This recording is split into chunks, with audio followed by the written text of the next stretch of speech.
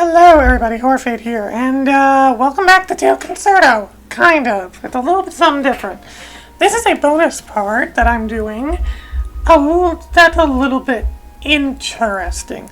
So, obviously, after I beat games that are blind, I'm blind on, I do a little more research into them and stuff. And I found that Concerto actually has a little a special novel that was written and I believe only released in Japan, called After That Concerto. It takes place several months after the events of the game. And even though it was only released in Japan, as far as I know of, there is a fan translation. And I decided that I would read it. So I'm going to read it here because I don't know, because information about Concerto is, I'm going to be very frank with you, pretty sparse. It's interesting that there's a fan translated at all entirely, but still, I do find this stuff like pretty damn sparse to find information on Concerto. So it's very interesting. So I will be reading this special novel that was written that takes place a few months after the main game. So let's begin.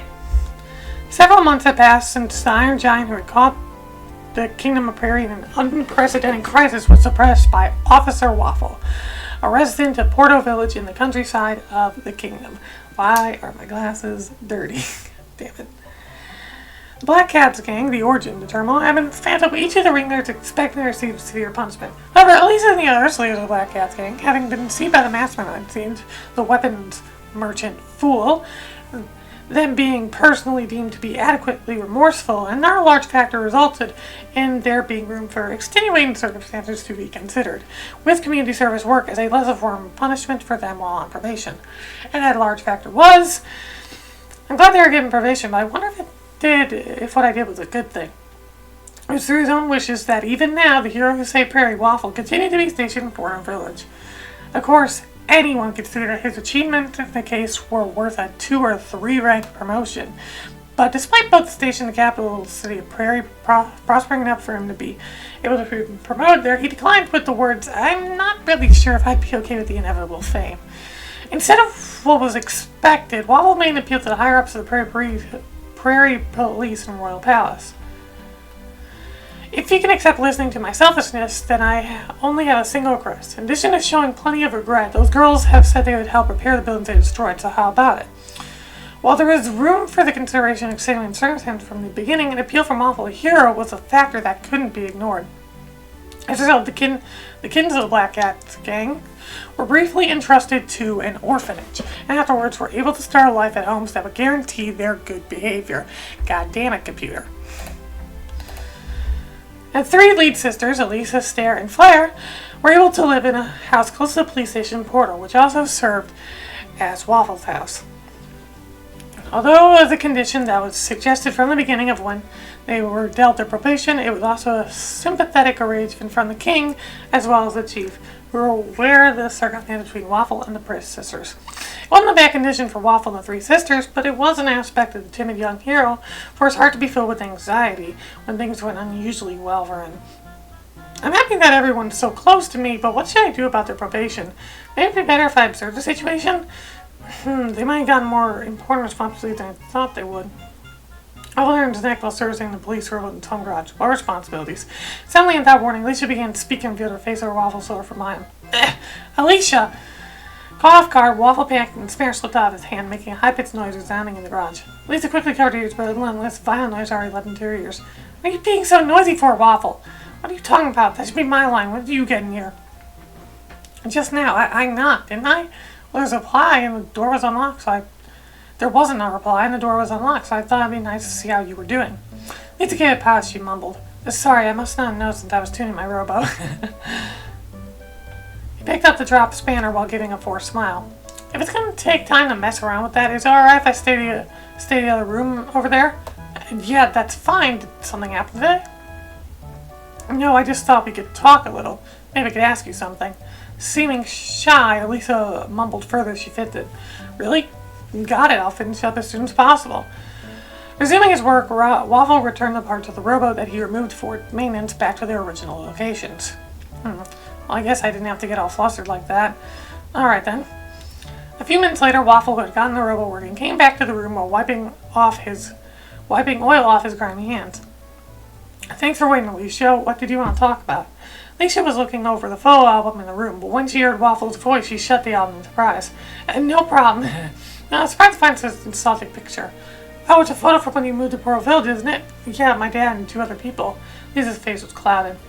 Even if up to 10 years of time had passed, there still things she didn't want to remember. She shook her head to shake away the sad memories that floated around her mind, forcibly turning to the topic on hand. No, that doesn't matter. There's something I'd like to ask you about today. Lisa looked apprehensive at his strangely nervous face. Okay, what is it? Lisa's nervousness was being transmitted to Waffle as well, making his heart beat rapidly for whatever reason. Well, both my sisters and the kids are able to be relatively free thanks to your help, weren't they? There's something not right about that. Hesitantly, she gave an embarrassed-seeming laugh. But all the buildings you and the others destroyed when you were the Black Cat King their parents promised, there aren't many people who are still mad at you and the others anymore. Indeed, at least in the arts put the utmost effort into cooperating with the hard work of restoring Praire after the Iron Giant had been destroyed. I guess it's fine if that's the case. Yeah, it's alright, but what do you want to ask me about?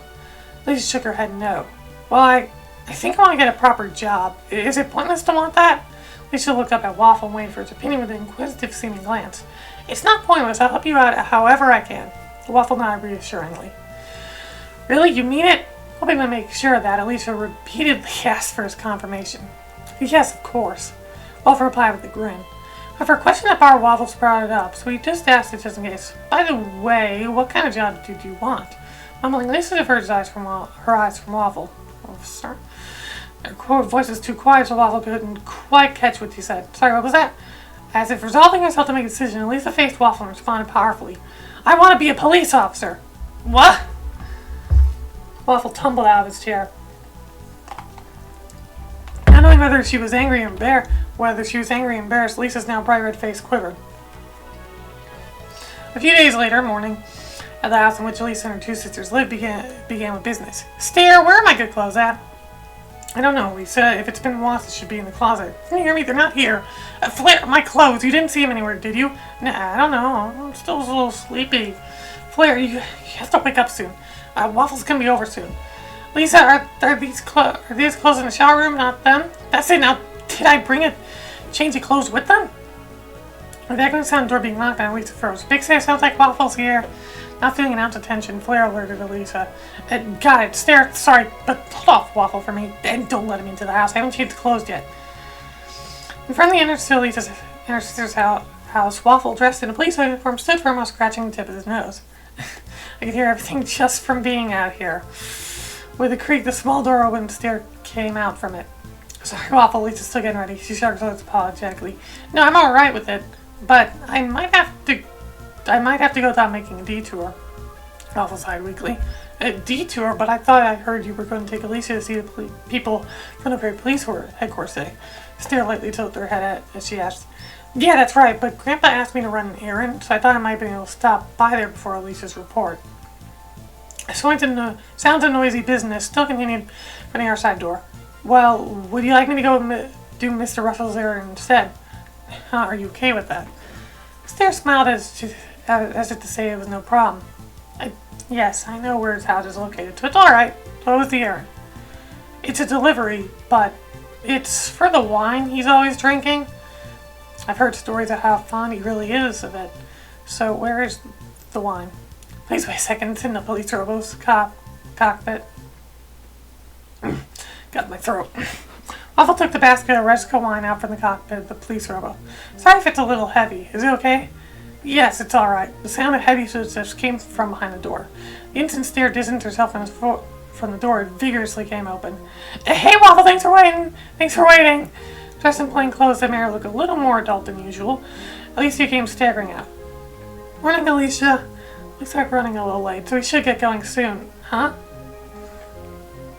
Standing behind Alicia was Flair, who had completely finished preparations and was ready to leave. Good morning, Big Brother Waffle. Good morning, Flair. Are you also heading out?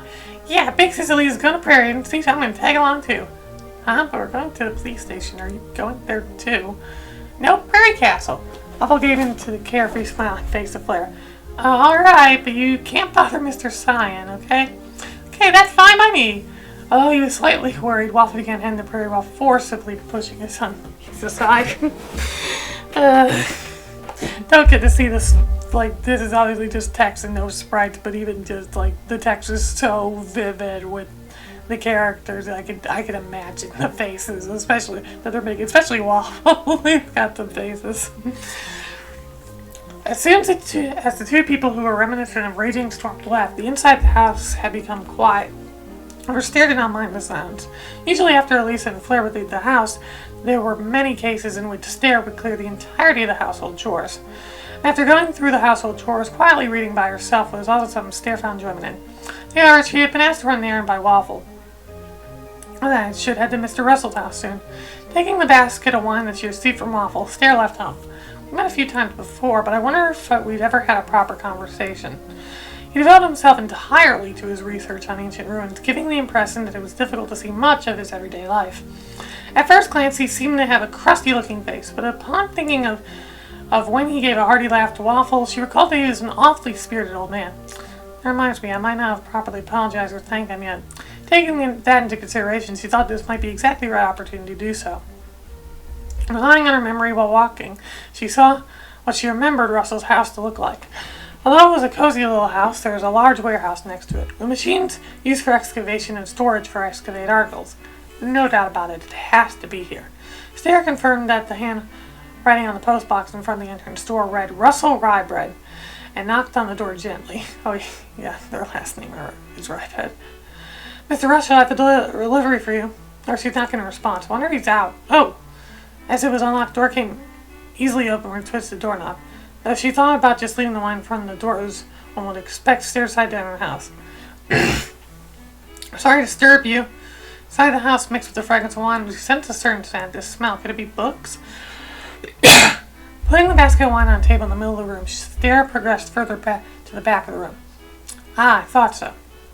At the back of the room, materials related to ancient ruins as well as history books, research and excavation parks, and numerous small relics were all on display. Stair picked up a book on Prairie's ancient ruin and opened up the pages. Could this be related to the Iron Giant? After information she had never seen before, Stair was completely fascinated with the book. Oh, here's an image. Aren't there many of these ruins in not just Praire, but all throughout the world? Correct, young lady. Interested in ancient ruins, are you? Stair was too absorbed in the book she hadn't noticed the owner of the house turning. Mr. Russell! I apologize for coming without permission, and for reading your valuable book without permission. Curly tender turned the book to its shelf. No, I don't mind. You must be Stair. If you're interested in it, you should read more of what you're fond of. Is it really alright? Unconsciously, Stair returned her eyes toward the treasure trove of hidden knowledge lined up on the bookshelf. Why, yes. How about you come over and take a book anytime you feel like it? Thank you for delivering the wine in Waffle's place. Russell quickly opened the cork of the wine, Stair just delivered, and began tasting it.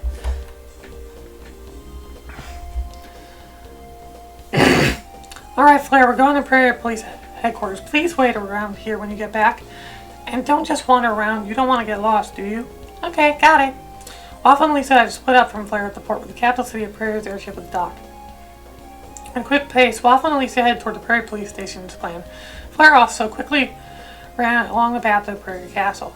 With no storage assistance walking down the road, he became startled upon seeing a Felinico girl running off by herself. I guess feline and Neko combined into one word. Okay. This is because there weren't many Felinico in Praire in the first place.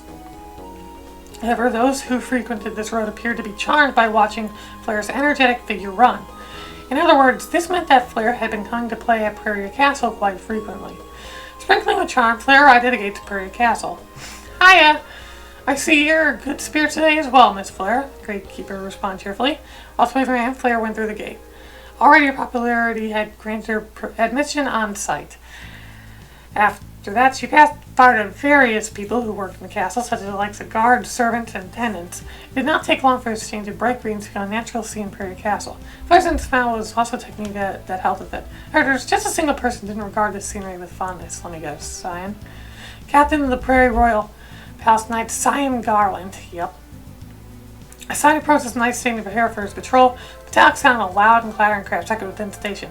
What in the... Cyan barred in the stationary. Found it! Knight armor scattered out of the station. Flare forced herself into the center of the armor. Getting the armor was meant for adults. It was loose on Flare. What are you doing in a place like this? Playing knight! Flare raised a heavy-looking sword and imitated a salute. That's a cute picture. Hey, knock it off. Cyan promptly approached Flare and snatched away his sword. This sword and armored the soul of an honorable knight, granted by the king himself. Oops. You can't use it to play around. Shocked by Cyan's strongly intense attitude, Flare grew teary-eyed. Sorry. Looking at the suddenly meek Flare, Cyan also became dismayed. No, perhaps I went a little too far. However, this sword is not something for children to be brandishing. You could get injured if you're unskilled with it. The sword is so glistening and cool though. But I understand. I'm sorry. Flare usually did nothing to tease him, but rarely ever apologized. So meekly, Cyan felt slightly curious. I see. Then it's alright if you understand. And it's still too early for you to have a true sword. A wooden practice sword will do you just fine. If you want a sword earlier, you must first become a servant, train as an apprentice knight, and come to know what truly needs a little sword. Not like I'm saying you should go become a knight or anything. Captain Cyan? Remember the order of knight certain nervously addressed Cyan. What is it? That girl caught Flare. I see her exit the station just now. What? That girl! Also Captain Cyan. What? It appears that Princess Tyria snuck out into town again. Then I felt as if they saw something akin to Cyan's life fading from his body. After finishing the procedure at the police headquarters, Waffle and Alicia ran back. You did good, Alicia. Say policewoman in training, Alicia. Stop it. This feels embarrassing for some reason. Hopes realized Alicia is dressed in the uniform of a female trainee police officer. You look professional. It's different than usual. Different than usual? No, I didn't mean it like that. That's correct. My superior never means any ill will. Our voice came from their feet. You came here, Panta? Of course. When I heard a rumor this girl could be my junior, I came flying. Yeah, I see. I guess Alicia probably is your junior, isn't she? I'm this tiny guy's junior. Well, since I'd see your police officer out today, you would be his junior, wouldn't you? See, I justified her reaction, but Waffle had to remind her of the situation since she would just keep voicing her complaints if it wasn't more or less confirmed. I guess it can't be helped. I look forward to working with you with my spirit from today on, Panta. Feeling those words made her feel semi-miserable. I'm so that's finally my wish to be someone superior. Saying that, Panta went off again, get in contact. Everyone he was connected to as their junior with the communicating devices carried on his back. Should be it? Going soon. I'm in trouble to stay any longer. What kind of trouble? Tyria!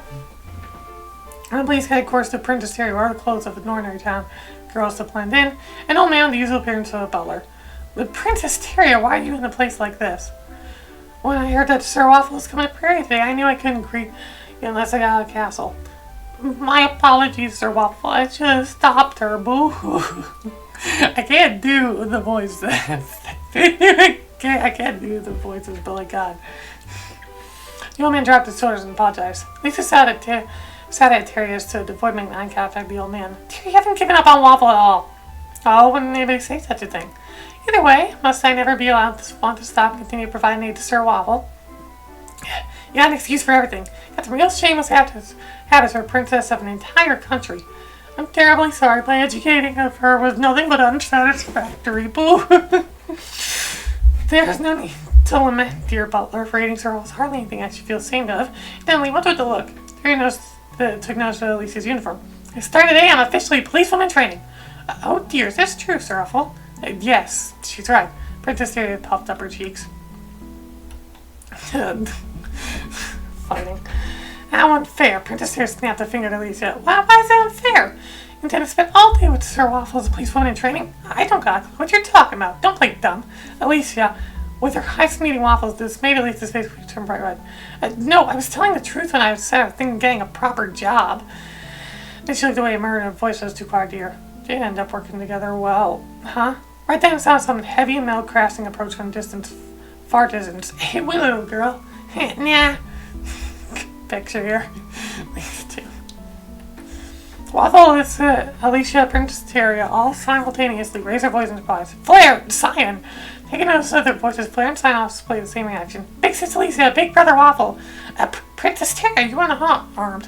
Princess Terra picked up her wrong, so both of them going to run away in a hurry. Enough, sign, I'm not a child. Princess, wait, this is most improper, Princess. The man also chased after Princess Terra, though it seemed slightly harsh on his aged body. Miss Elisa, lead this little contest to me. Sir Waffle, I bid you farewell. Princess Terra displayed a surprisingly energetic run. The old man riding in Can's robo likely wouldn't be able to catch up. Yeah, lucky, Praire had one of nose hiding herself behind Alicia. The wooden sword, Praire. It was given to me. I look like a knight with it, right? Probably saw off the Waffle, right? Waffle apologizes to sign in his mind. It's about time. Why don't we get home, Waffle? Stair must be waiting with the phone she made. Chew! Is it time already? There's no way for Alicia to have known. Stair is still reading books at Russell's house. Alright, from tomorrow on, let's do our best, Alicia. Right, I'm looking forward to your guidance, my superior, Waffle. Peering past for what she gave us saluted purely to still need because they were on time. The end. Oh, that was the end. I actually expect that to be a little longer. But still. That was cute. Like, even with, like, there's a few pictures here, like this one. Yeah, like 3 pictures. It's really, that was cute. That was a cute and fun little story, just end things off. Oh my god, that was fun. And it's like, yeah, even with that, like, sure, there's those few pictures, but even without those pictures, the writing is like so good that I can like see what the, like, if this was like in game, I could see what it'd be in my head with like those little little bar, like the little side images. I could imagine what they would all be and whatnot. It's really good, really cute. So I did just want to read this because I know that Concerto is not super well known, and if it's not super well known, I want to try and get as much, you know, information about it out there. And this is one of those things, this little thing, a little novel that they made that I doubt many people know. Concerto is not super well known. I do know its sort of spiritual successor, pseudo-sequel, that came in 2010 called Red Solobutero. I don't know how to frickin' pronounce it.